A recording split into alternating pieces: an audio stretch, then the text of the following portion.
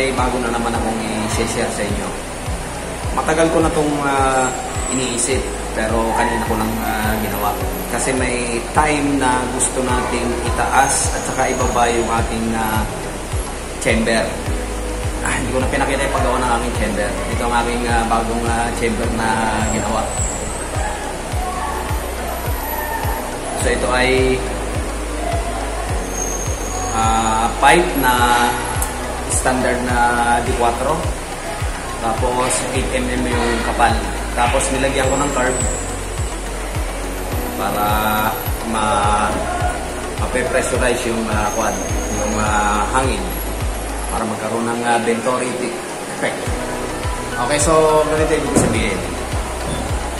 Siya nga pala itong aking frame. Ginawa ko ito, pinakita ko sa isang channel sa Sarkan Moves. Makikita nyo kung paano ko ito ginawa ron.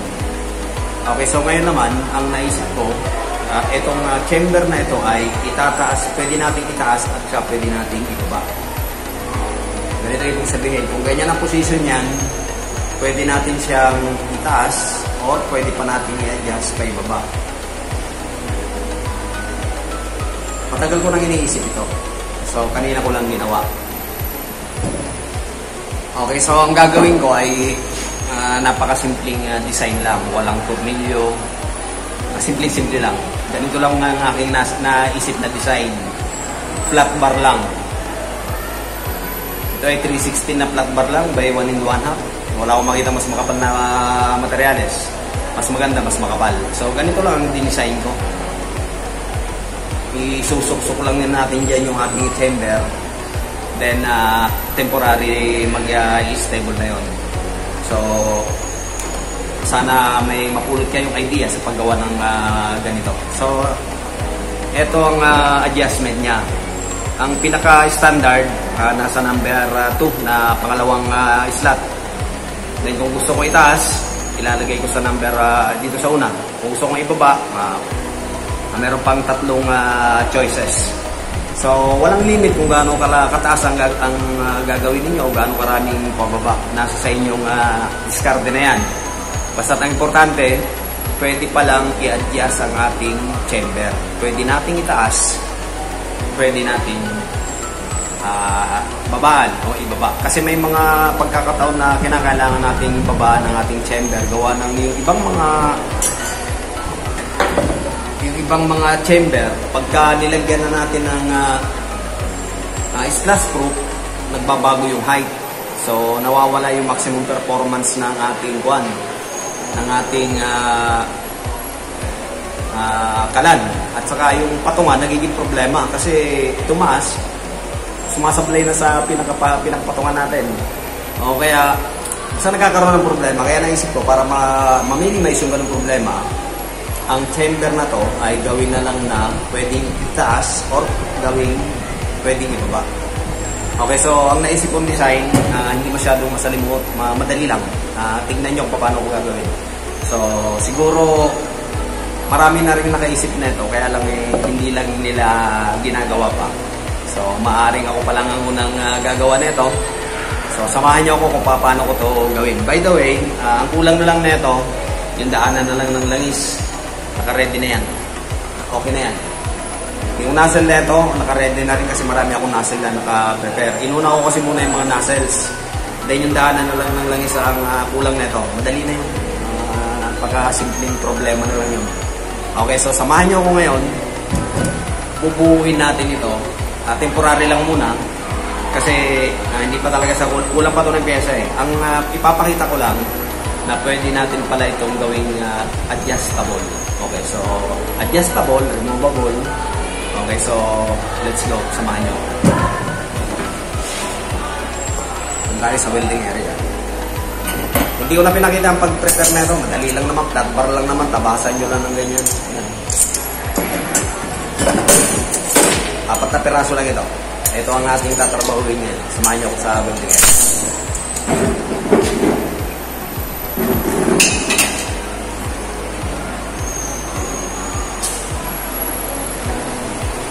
Maaring hindi na muna ako tanggalan ko to ng sound kasi may nagsasound sa kabilang bakod, may nagsasound trick na mama, so maaring Maaaring patayin ko ang sound nito kasi baka mag-copyright ako.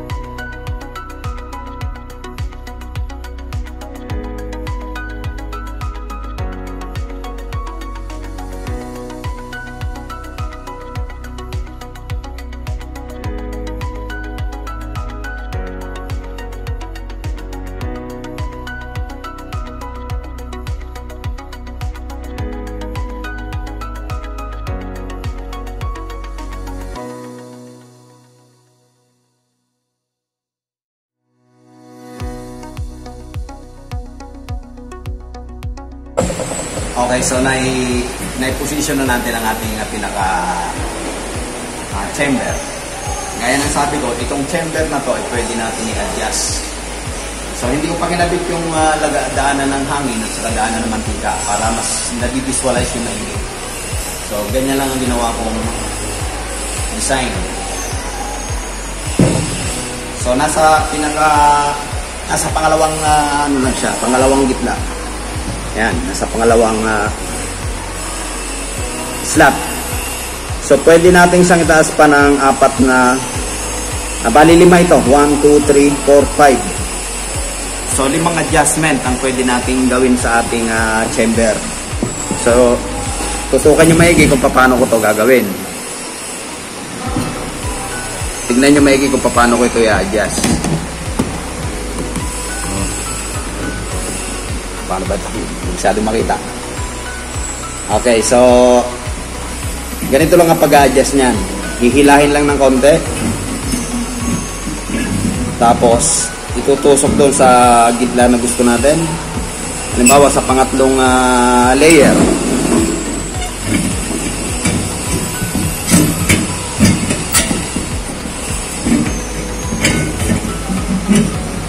Yan.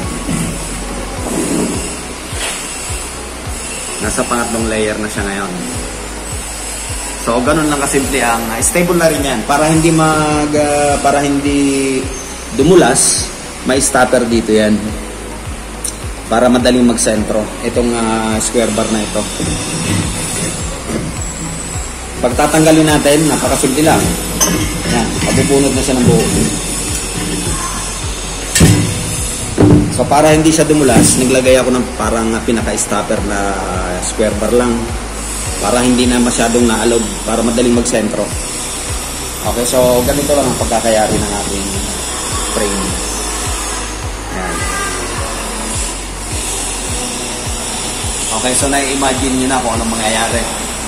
Okay, so kung ilalagay natin siya sa pangalawang layer mula sa taas, tingnan nyo kung paano ko to ilalagay. Napakasimple lang.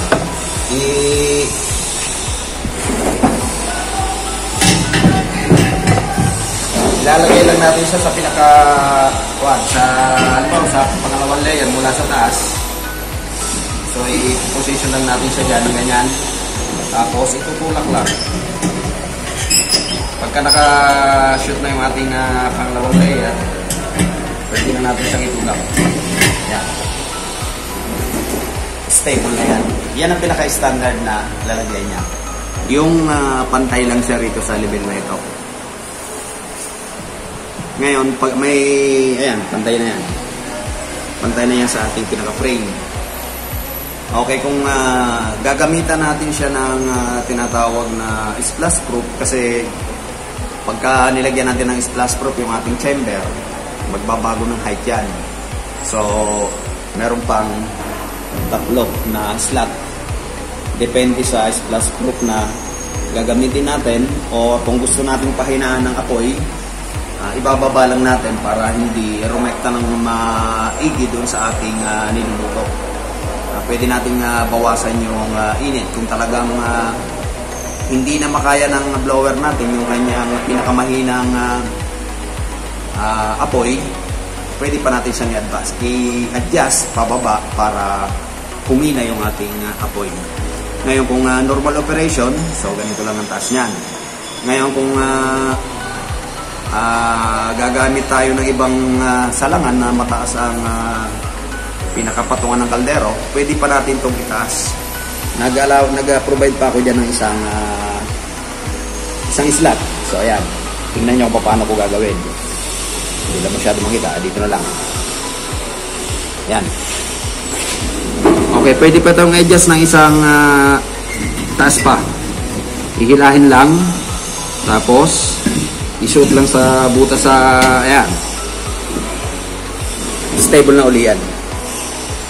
Ayan. Kung mapapansin nyo, nakaangat na yung ating chamber sa ating frame. So ayan, stable yan, hindi na yan gagalaw. Ngayon kung gusto nating lagyan ng para talagang totally stable siya, pag naglagay tayo rito ng daanan ng hangin, madali na yan. Lalagyan lang ng isang pin dito yan. Okay na yan. Maliit na problema na yun. Simple na lang yun.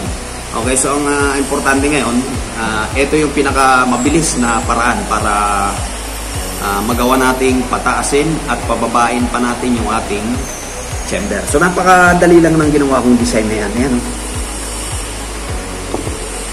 4 na flat bar lang yan.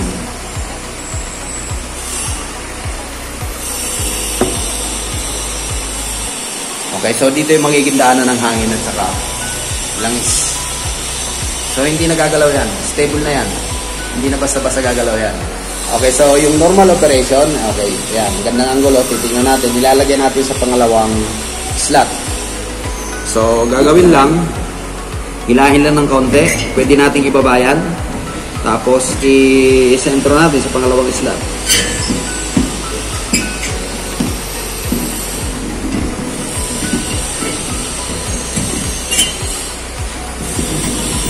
Yan. Ganyan lang. Yan na yung pinaka-normal operation niya. So, nakapantay na siya sa ating pinaka-frame. Pantay na yan. Okay, so, pwede na natin may adjust. Okay, maraming paraan para i-adjust ang ating chamber. So, bahala na kayong dumiskarte kung paano nyo gagawin ang pag-adjust ng ating chamber. Kaya kung mapapansin nyo, yan pantay siya ngayon. Pwede pang isang slot pataas. Then, meron pang slot na pababa. So, kung ilalagay natin siya sa pinakabababa, ganito lang ang pinakasimpleng paraan dyan. Hihilahin lang ng konti. Tapos, bababa na yan. Tapos, itutok nyo lang sa pinakahuling slot.